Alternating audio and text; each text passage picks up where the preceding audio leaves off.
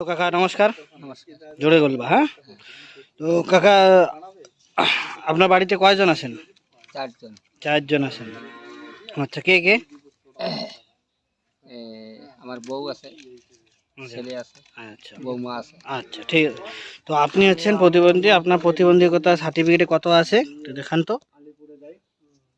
কত আছে সার্টিফিকেটে? 11। 60% আছে তো? হ্যাঁ, তো আপনি সরকারের কাছে আপাতত কি কি পাচ্ছেন? খালি শুধু ওই টাকাটা পাচ্ছি খালি। শুধু 1000 টাকাটা পাচ্ছেন? হ্যাঁ, 1000 টাকাটা, আর আচ্ছা, কোনো আর কিছু পাই কিছু না। পাচ্ছেন না? আর কোনো কিছু পাই না। চাল ডাল না, আটা না কিছু পাই না। কিছু পাচ্ছেন না? কিছু পাই জিআর না। এর টাকা পাচ্ছেন না না? কিছু পাই না। ওটা আবেদন করছেন তো হ্যাঁ, সরকারের কাছে? হ্যাঁ, ওই সরকারের আবেদন করছি। আচ্ছা। তো প্রতিবন্ধকতা লোকদের জন্য আর কি কি করলে মানে ভালো হয়? অনেক কিছু তো পাওয়ার কথা।